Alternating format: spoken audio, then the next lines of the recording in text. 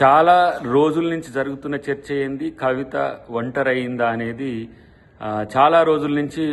రాజకీయ వర్గాల్లో జరుగుతున్న చర్చ, లేదంటే మీడియాలో, లేదంటే సోషల్ మీడియాలో, యూట్యూబ్లలో జరుగుతున్న చర్చకు ఊతమిచ్చే విధంగా లేఖ రాసింది, లేకపోతే రాయబోయింది, లేకపోతే అది నోట్ ఏది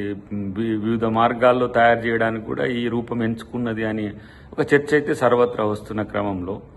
ఇలాంటి అంశాలకు నేరుగా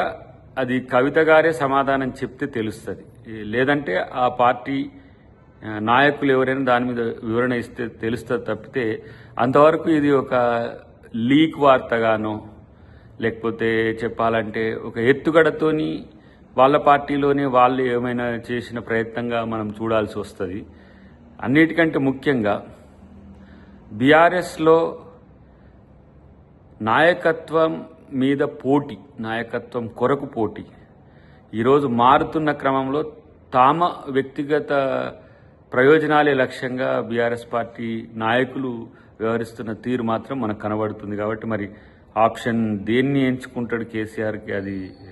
సంబంధించిన అంశం. కాబట్టి దీని విషయంలో కాంగ్రెస్ పార్టీని రాద్ధాంతం చేయడానికో ప్రచారం చేయడానికో వినియోగించొద్దనేదే వారికి కాంగ్రెస్ పార్టీ తరఫున మేము కోరుతున్నాం.